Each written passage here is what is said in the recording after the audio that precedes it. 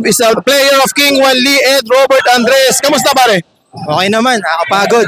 Kulang-kulang ang players eh. So pare, kamusta naman first game ng King Wanli? Anong assessment mo sa team na ginawa ni Boss Anjo?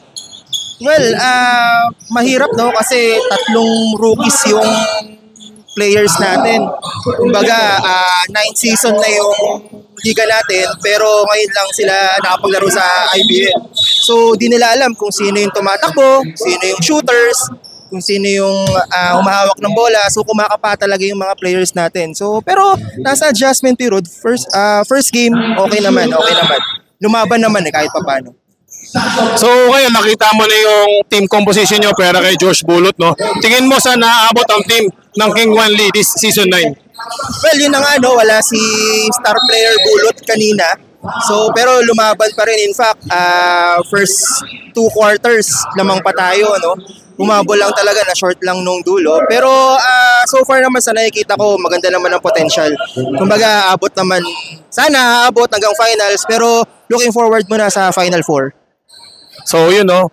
Ibig sabihin kasama yung team ng King Wanli sa Final 4. May nakikita ka ba na malalaglag na dalawang teams sa tingin mo? Sino ba yun? Ako, mahirap, no? Kasi balance lahat eh. Kumbaga, dumaan sa tamang drafting yung teams eh. So, mahirap talagang matansya kung sino yung malalaglag. Ang gaganda ng mga games eh. Sa mga, yung first day nung liga, ang ganda ng mga games. Overtime, tapos mga isa lang ang lamang. So, ang ganda talaga. Balance yung mga teams ng IBL. So, ibig sabihin, medyo safe yung answer mo, no? Ito na lang, para medyo controversial. Bukod doon sa nakalaban mo kanina, sino ang nilulook forward mo na team na gusto mong makalaban this season? Well, yung mga veterans, sila Padolina, kasama na dyan. Yung mga shooter din talaga. Tsaka si Bien, yan, isa yan sa mga previous MVP. Tsaka yung kabatch ko na reigning rookie MVP na si Alejandro. Yan, I look forward natin na makalaban yan.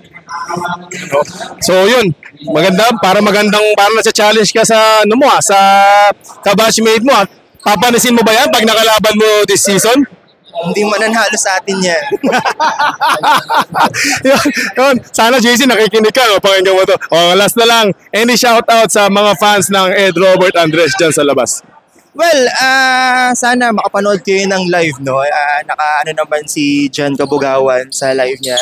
So, tuloy-tuloy lang. Tsaka thank you rin sa mga sponsors ng IBL. So, 9th season na, tumatagal pa mas gumaganda yung season. So, sana mas sumaba pa.